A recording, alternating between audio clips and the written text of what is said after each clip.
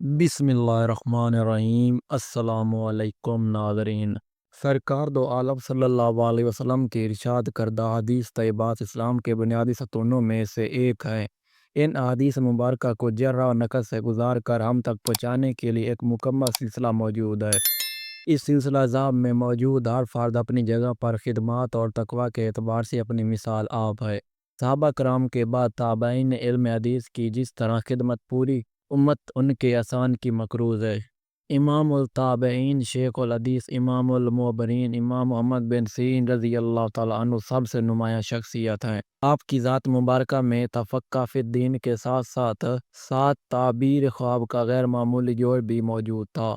آپ ایک طرف تو احادیث کے راویوں سے متعلق مکمل علم رکھتے تھے، دوسری طرف عبادت اور پرہیزگاری میں بھی یگانہ روزگار تھے۔ یہ کہنا مبالغہ نہیں ہوگا کہ امام محمد بن سیرین کو تعبیر دانی میں جو مہارت حاصل تھی اس کی مثال آپ کے عہدہ اور آپ کے زمانہ کے بعد میں بھی کسی بزرگ میں ملنا مشکل ہے۔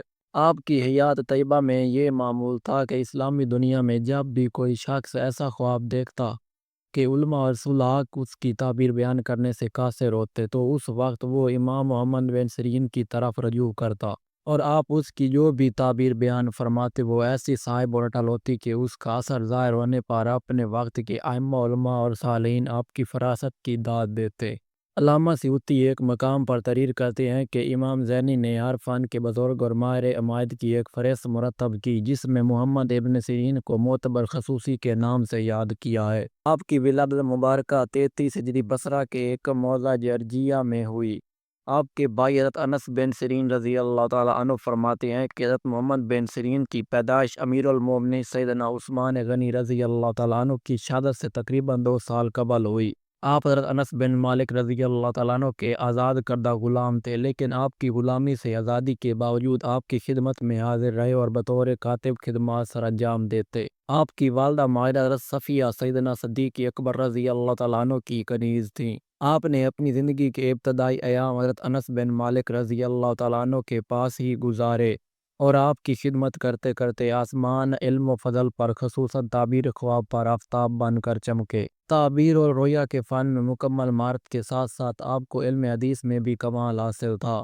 آپ نے حدیث کی روایت، تحقیق اور ثقافت میں ایک ایسا معیار قائم کیا جو بعد میں آنے والے محدثین کے لیے مشعل راہ کی حیثیت سے قائم رہا۔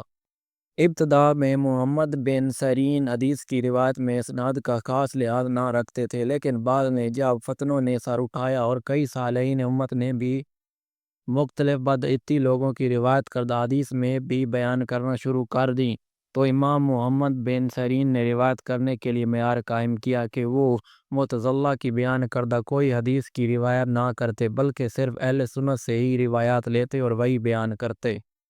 حضرت محمد بن سیرین رضی اللہ تعالیٰ عنہ کپڑے کا کاروبار کرتے تھے اور اس کاروبار میں شریعت اسلامیہ کے تمام اصولوں کا خیال رکھتے۔ تقویٰ کا یہ عالم تھا کہ اگر کپڑے میں کوئی عیب ہوتا تو فروخت کرنے سے پہلے اس کو واضح طور پر بیان کرتے۔ ابن سعد نے آپ کی شخصیت کے متعلق ایک عجیب واقعہ تحریر کیا ہے کہ آپ نے 40,000 درہم کا اناج بغیر تجارت خریدا۔ اس اناج کی خریداری کے بعد آپ کو معلوم ہوا کہ جس شخص نے انہوں نے یہ سودا کیا تھا اس نے وہ غلہ کچھ ایسے ذرائع سے اگایا تھا جو شرعاً مشکوک تھے۔ آپ نے وہ سارا اناج غربا و مساکین میں تقسیم فرما دیا۔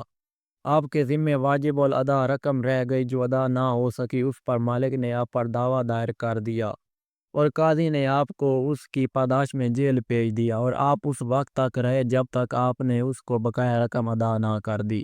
حضرت امام محمد بن سیرین لوگوں سے معاملات کرنے میں حد درجہ محتاط تھے اور لوگوں کو بھی شریعت پر عمل کرنے کی نصیحت فرمایا کرتے تھے۔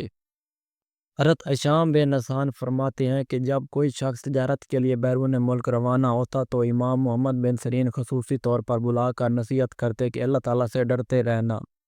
اس نے جو تمہارے مقدر میں کر دیا ہے اس کی تلاش میں کوشش کرنا اور اگر تم حرام کو حاصل کرنے کی کوشش کرو گے تب بھی تمہیں وہی ملے گا جو تمہارے مقدر میں ہے اور بے شک قسمت سے زیادہ تم حاصل نہیں کر سکو گے۔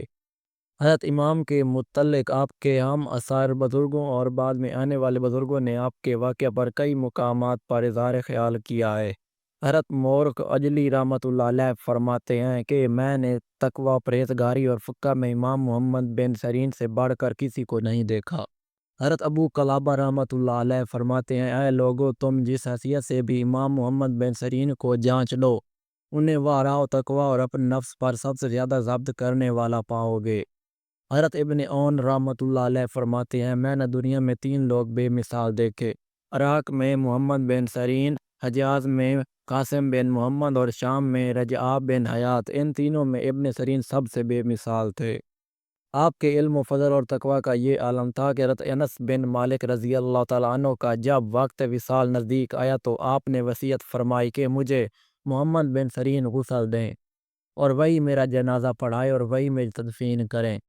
آپ کی کتاب تعبیر و رؤیہ کے مقدمہ میں حضرت امام جعفر صادق رضی اللہ تعالیٰ عنہ کے حوالے سے نقل کیا گیا ہے، فرماتے ہیں کہ 4 قسم کے لوگوں سے خواب کی تعبیر پوچھنا جائز نہیں ہے۔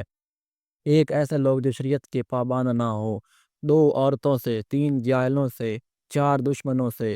امام محمد بن سیرین 77 سال تک علم و فضل کا نور بکھیرنے کے بعد 9 شوال اور محرم 110 ہجری کو اس دنیا سے رخصت ہوئے۔